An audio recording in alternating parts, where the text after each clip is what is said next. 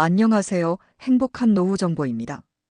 은퇴 후 63세, 65세가 넘어서 가장 든든한 지원군이 되어주는 것은 자녀가 아닌 바로 국민연금과 기초연금입니다. 특히 기초연금은 만 65세 이상이 되면 국가에서 지급하는 혜택이지만 국민연금은 젊을 때부터 매달 꼬박꼬박 납부한 본인의 돈으로 받게 되는 연금입니다. 그런데 국민연금을 받을 때 예상치 못한 두 가지 불이익이 있을 수 있다는 사실 알고 계셨나요? 오늘은 이 두 가지 불이익에 대해 자세히 알아보고 어떻게 대비할 수 있는지 알려드리겠습니다. 먼저, 국민연금은 모두 동일한 금액을 받는 것이 아닙니다. 납부 금액과 기간에 따라 다르게 책정되죠. 2025년을 기준으로 1962년생이라면 만 63세가 되어 국민연금을 신청할 수 있습니다. 이때 평균적으로 67만 원 정도를 받게 되며 최대 300만 원에 가까운 금액을 수령하는 분들도 있습니다.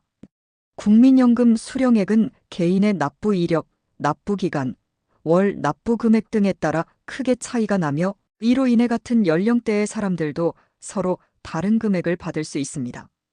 여기서 첫 번째 불이익이 발생합니다. 바로 기초연금 감액입니다.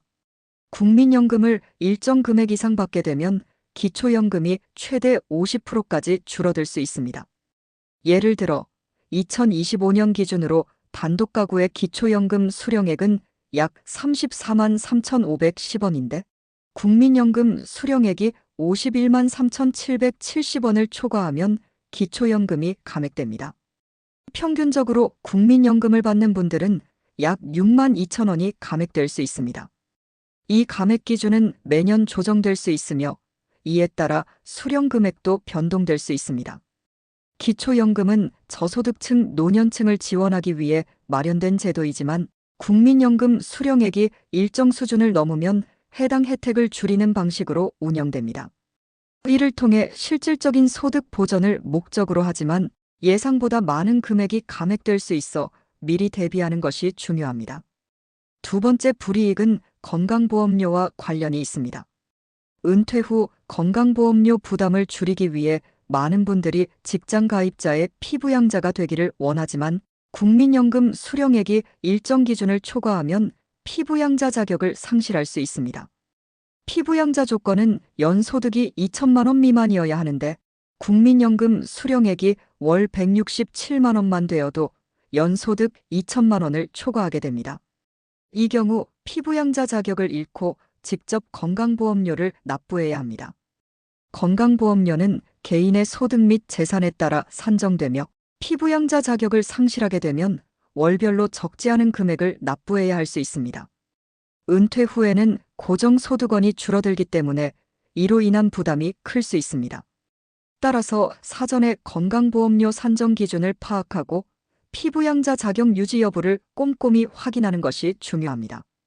또한 부동산 과세 표준이 5억 4천만 원을 넘는 경우 연소득이 1천만 원만 초과해도 피부양자 자격을 상실할 수 있습니다. 이를 방지하기 위해 재산을 가족에게 증여하는 방법도 고려할 수 있습니다. 배우자에게는 6억 원 이하, 성인 자녀에게는 5천만 원 이하, 미성년 자녀에게는 2천만 원 이하로 비과세 증여가 가능합니다. 이러한 증여를 통해 과세 표준을 낮추고 피부양자 자격을 유지할 수 있습니다.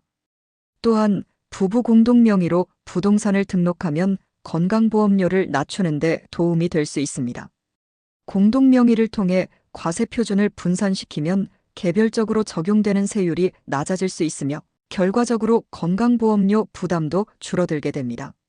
이처럼 국민연금을 수령할 때 예상치 못한 손해를 볼 수 있지만 국민연금 자체는 노후 생활에 있어 든든한 기반이 됩니다. 나이가 들수록 국민연금의 가치는 더 커지며 자녀보다도 더 든든한 지원군이 될 수 있습니다. 국민연금은 단순한 금전적 지원을 넘어 노후 생활의 안정성과 자립성을 보장하는 중요한 제도입니다. 결론적으로 국민연금과 기초연금, 건강보험료에 대한 이해를 바탕으로 미리 대비한다면 불이익을 최소화할 수 있습니다. 특히 국민연금 수령 시 예상되는 감액이나 추가 비용 등을 정확히 파악하고 이에 맞춰 재정 계획을 세우는 것이 중요합니다. 은퇴 후에도 안정적인 생활을 유지하기 위해서는 이러한 준비가 필수적입니다. 오늘 행복한 노후 정보에서 알려드린 내용을 참고하시어 노후를 더욱 안정적으로 준비하시길 바랍니다. 앞으로도 더 많은 정보를 통해 여러분의 노후 준비를 돕겠습니다. 지금까지 행복한 노후 정보였습니다. 유익하셨다면 좋아요와 구독 부탁드립니다. 다음에도 더 알찬 정보로 찾아뵙겠습니다. 감사합니다.